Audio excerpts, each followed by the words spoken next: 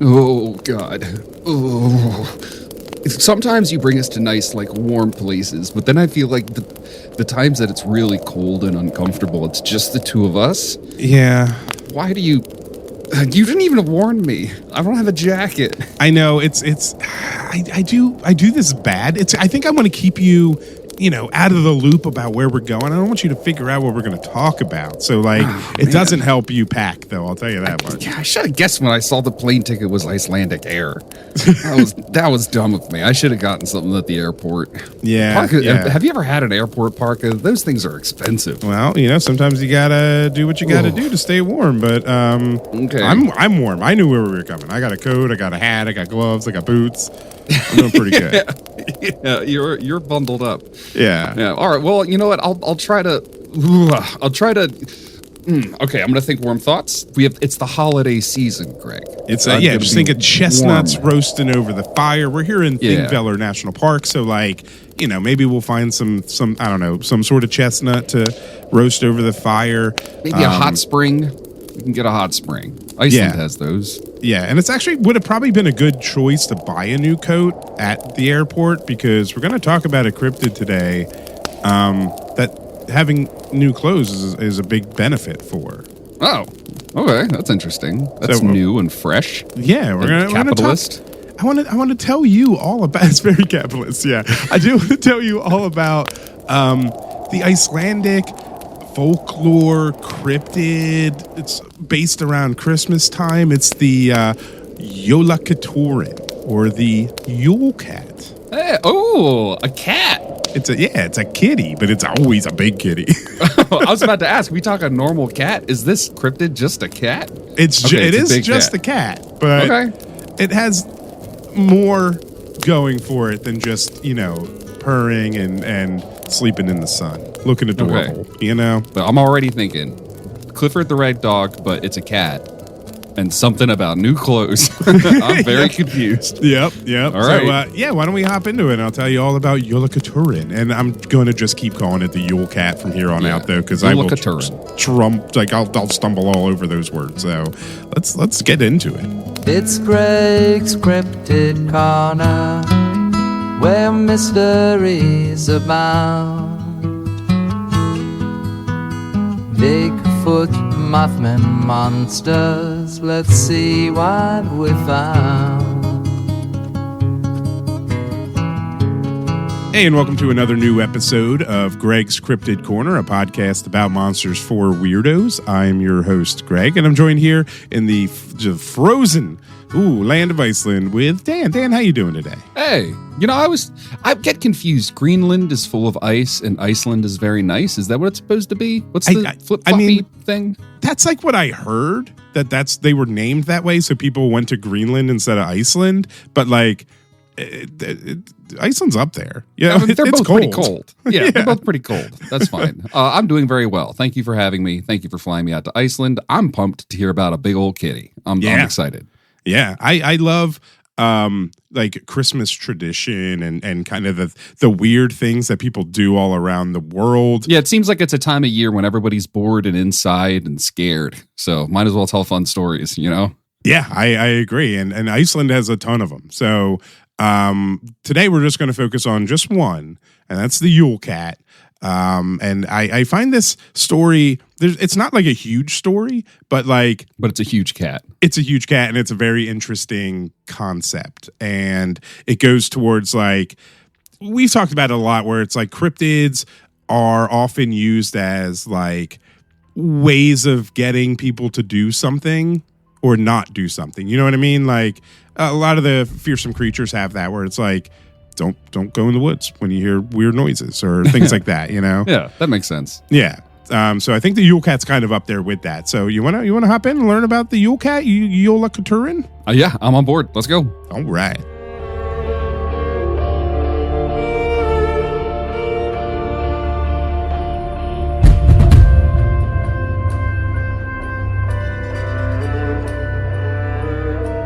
So Iceland is home to many, many, many weird and odd and fascinating Christmas creatures, ranging from the helpful to the violent. And the Yule Cat, or Jólakötturinn, is on the violent side of the spectrum.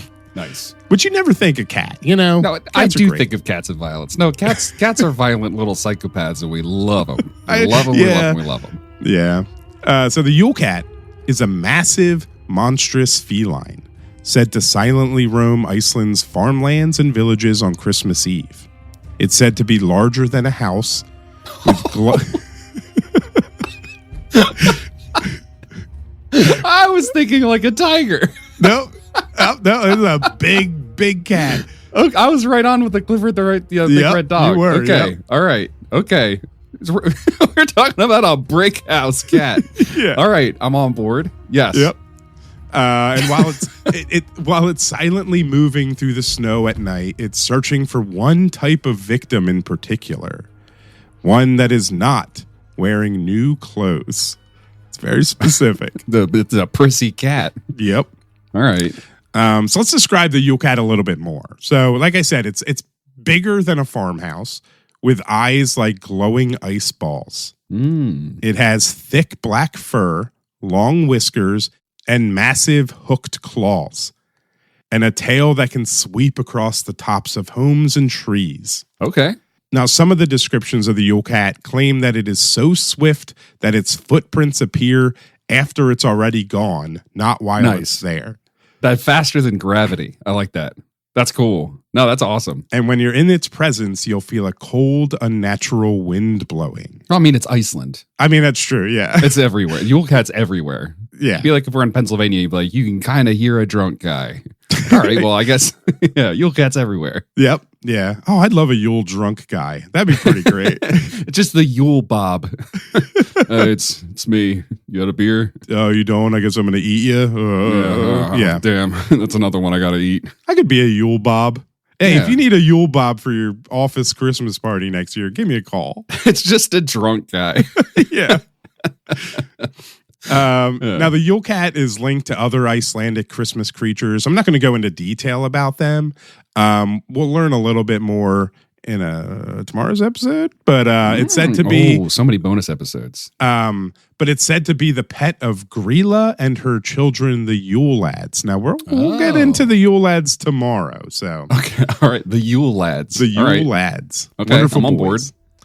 So the Yule Cat, in essence, rises up from its home on Christmas Eve. It then circles farms and towns and peers through windows to see what people are wearing, which I wrote that sentence, and now reading it, I go, as a perv.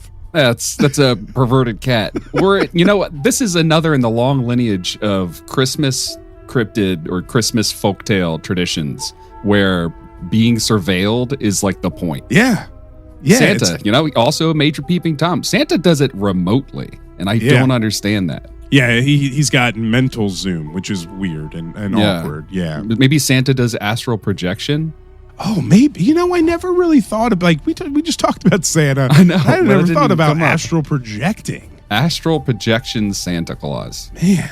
It's just him hovering off the ground with his legs crossed and his third eye is wide open and trained on you while you're sleeping nude on Christmas Eve. I always sleep nude on Christmas Eve. It's a tradition for me. Yeah. Where else are they going to hang the stocking? Like, let's be honest. Yeah. That's weird. Anyway, I Yule agreed to Cat. it. Then it clicked what that meant. Yeah, perfect. Yeah. Giant Yule Cat prowling around. I like that. You had that little bit about the tail is huge and it can sweep like the tops of roofs and trees. Because it makes me think about like being in Iceland in the winter, stepping outside with my like cup of, I don't know, goat testicle tea or whatever they drink to stay warm.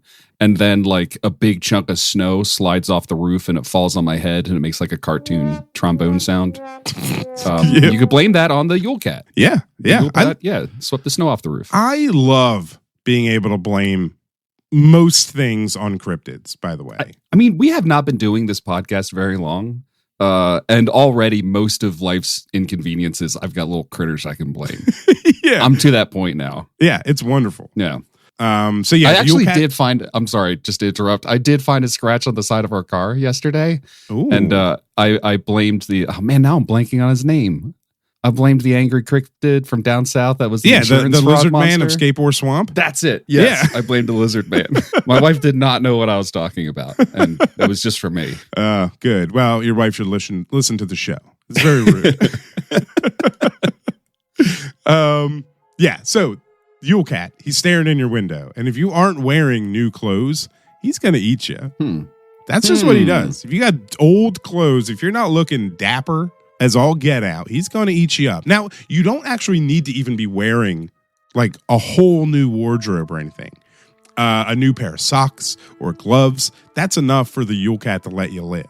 But if you're just in your old crusty garments, you're gone. You're a goner. What time period is this from? So, did you say? No, but I'm going to get into that. Okay, I'm sorry. So the Yule Cat has been talked about for years in Icelandic farm town traditions, and it really became entrenched in the folklore in the 18 and 1900s through like storytelling and poems. There's one poem about the Yule Cat that actually Eric, he's not here with us. He's staying home for the holidays, but one of his favorite singers, Bjork, has a song where she sings the Yule Cat poem. Nice. And the city of Reykjavik even puts up a 5-meter Yule Cat statue during Christmas time. That's fun. You better buy clothes. The eyes like follow you if you don't have a shopping bag in your hand. Well, I think it's lit up too. Like nice. It's a pretty rad looking statue. Man, Iceland's so dope. I want to live in Iceland. It's wonderful. And in 2023, there was a short film made about the Yule Cat, and I love the name they get. Well, so its English name. It's not called this in Iceland, but it's called Krampus.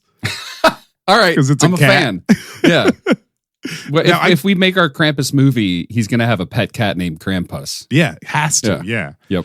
I tried to find it online, and I cannot get a hold of it. Wow. It's like 8 minutes. If you can't find a film, it's impossible to find. It's not real. You're a wizard at that. All right. But yeah, one day I'll get Krampus, and maybe we'll check it out on our Patreon movie watch along. So who knows? So you're talking 1700s. Yeah. That's not as old as I thought.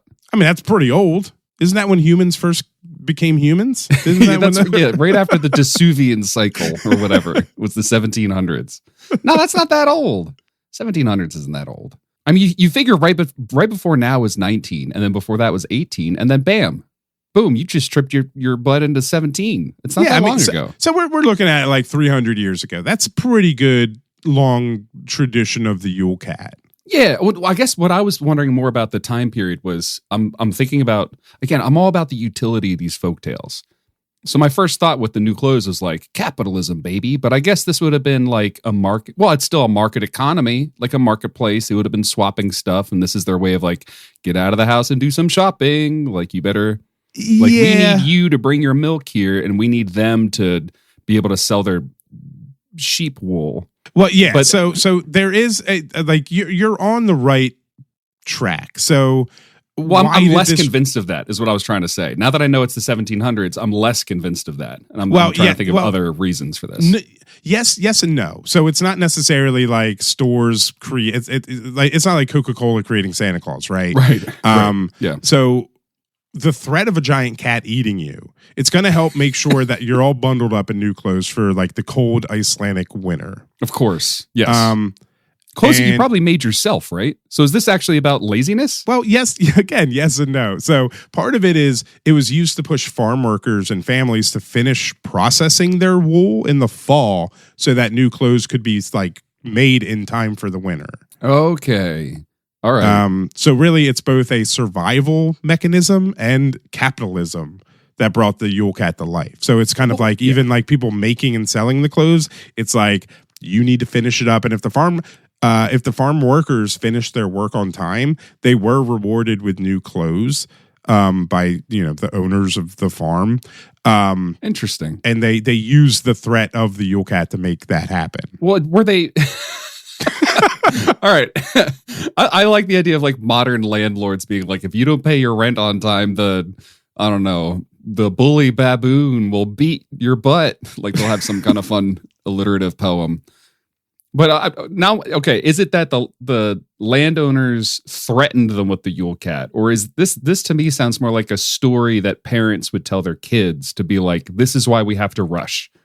It has to be done by winter, and they don't want to tell their kids about all the like socioeconomic pressures of being a peasant on a feudal land agreement or whatever. They just want to be like, well, because the giant cat's going to eat you. Okay, just finish spinning that wool from that goat because the giant cat's in the woods. Well, I mean, it doesn't have to just be one reason, right? I think everybody can use folklore to their own advantages. Could you imagine its litter box though? The whole beach. The whole beach. Yeah, but I mean, I don't know, and I don't know what the Yule Cat's doing off hours, like not Christmas Eve. What's he doing? Is he sleeping the whole time? Yeah, he does the little. He makes biscuits and curls up inside the mouth of a volcano, right? Oh, and to a cat that big, like that's some thick fur. It probably just warms him up, you know. He does this little stretch, and a little tail pops out the top of the volcano, and everybody's like, "Oh, is it active?" You know, it scares everybody. Yeah. Now, I do want our listeners to know that is not part of the myth of the Yule Cat, but I love it. But I like that idea. Yeah. He's staying warm. Cats love to be warm. They like to lay in the sun. You know, coming in like pouring in through your window. They just nestle down, and you go, "God, that looks comfortable." Yeah, it looks nice. And that's why the ground rumbles from volcanic activity, it's actually the Yule Cat purring and making biscuits. Oh, heck yeah. Yeah, that's a good cat. That's a year-round pleasant thought. I like that. Yeah. So yeah, I mean, that's kind of the Yule Cat in a nutshell. There's not too much about it. He is just that one day coming around eating you up if you're not wearing new clothes. So this is a story that does not, it has the threat of death, but I was kind of half expecting you to say like, there was a year in 1784 where 41 children were mauled to death, you know, and they were all wearing old clothes. Yeah. So the kind of setup for the Yule Cat as really part of the Icelandic Christmas folklore in mainstream did come from a poem called Christmas is Coming, which came out in 1932. Okay. But otherwise, but that was built on the like story of the Yule Cat that had been going through the years. So it wasn't like created whole cloth for the poem. How can we bring this? Okay, that's useful. I want to bring this Yule Cat. Like, you know, Krampus is having somewhat of a resurgence right now. Everybody loves Krampus. I want Krampus to get some attention. That's a loaded sentence. Yeah, I feel like that name alone is going to get him attention in the U.S. Yeah. I want the Yule Cat to get her time in the spotlight. All cats are girls. Come at me. So I'm wondering, can we make like a giant effigy of a cat? Well, effigy is probably the wrong word, but you know what I mean. We're not going to light it on fire. And then like parade it down city streets or like town streets or whatever. And well, no, we don't want to enforce a dress code. That'd be weird. Oh, here, you have to bring donated clothes out of your house and offer it to the Yule Cat. Otherwise, the Yule Cat will like egg your porch or something. I love that idea. Like it goes along with our nude Nightcrawler found. What is it? The nude Nightcrawler. Nude Nightcrawler Foundation. Yeah, yes. It's so hard to say. So it goes along with that. So like in the Christmas time, we can pivot to like save yourself from the Yule Cat, donate clothes by leaving a 5-star review on Apple Podcasts. Somehow Apple Podcast reviews turn into clothes. Yeah, I do like that though. And then all the clothes can go to like a shelter or something, or to the NNF. You know? So maybe next year when we're a big podcast, when we're bigger and everyone knows us, we'll do this. We'll do the save yourself from Krampus clothes donation. Yeah. Send us photos of you donating clothes to a local worthy cause, and we'll post it. We'll give you a shout out. I don't know how to reward it. Yeah, I don't know. Yeah. I guess we're billionaires. We'll give you some money. We'll figure something out. But yeah, next year, beware the Krampus clothes donation. We'll figure out a name. Yeah. Dude, that's fun. I like that. Beware I love the that Krampus, too. Yule Cat tidings. You better watch out. It has claws. It's got claws. It'll eat you. Yeah. So that's the Yule Cat in a nutshell. So I don't know. I think it's a fun story. I really like the concept, and it's always nice to kind of see that there are other weirdos, a whole country of weirdos out there. Does it talk? Nah, it doesn't talk. It just eats you. Oh, okay. Because usually you have that. You always tickle my brain with your like stories that are told from like a survivor being like, and that's when I saw the didgeridoo donut man. And you know, I like that. It tickles my brain. And I was trying to think like, what would an engagement with the Yule Cat be like? But honestly, it kind of sounds like cats when they kill. You're not going to see a cat coming. They go for the back. Yeah. So, you either don't see it because it's so fast, and if you're wearing new clothes, you don't have to worry about it, or it eats you and you don't have time to tell your tale. Or you're just minding your own business in your house, rocking away in your rocking chair, and a big black cat paw punches through your window and does that cat paw batting thing, and he just scoops you out of your house and eats you. So there is a moment there where you would know it's coming. Where your back is to the wall and you're screaming for your, your family. Yeah. All right. Yep. Yeah. Okay. So terrifying. I like that. It's very silent and judgmental and deadly. That's good. Yeah. Love it. That's what we want from all of our Christmas creatures to be this very Santa's judgmental. Got claws. Oh, that's the name of this episode. Santa Claus. That could also be for Krampus though. But yeah, either way. Well, it's a cat. Santa cat claws. I don't know. I'll figure it out. Doesn't matter. That's future Greg's problem. But we do have a new review and some new comments and DMs to go through before we. Oh my God, that's so much. I know. So first up, we need a mailbag jingle if you're going to be doing this. Yeah, we probably should. I'm not going to do it. That's okay. So. First up is Apple review, 5 stars from Fred CQ777, titled "I Want to Believe," and it reads: "The Grigstown cow sold me. Great podcast where 3 sweaty dudes talk cryptids around a campfire. Go birds!" How did he know? I know, right? Rude. Fred knows us. Thanks, Fred. Fred QC, more like Cutie Fred. Ooh, yeah. A little bit. Then we got a comment from Pam Harrison on our Grafton Monster episode on Spotify. And Pam says, wanted to leave an Apple Podcast 5-star review. Got to get those donations to the NNF. But Apple apparently won't let Samsung users do that. Boo. What? Anyways, love you guys. Was introduced to you by my better half, who immediately regretted it when I started throwing crap at him and blaming the aggro pelter. And Pam says, on another note, the data nerd in me loves your idea of a chart. Do you need a volunteer to make you a handy dandy spreadsheet? I'm not opposed to that at all. So, I left a comment and said, like, thank you for listening. We might take you up on that spreadsheet. Yeah. Straight up, this is not even a ploy to push you to the Patreon. Come hit us up on Patreon, and maybe there's a way we could like post like updates to the chart to that platform. That would be fun. Listen to me making plans. I'm a guest. I'm just a guest. You're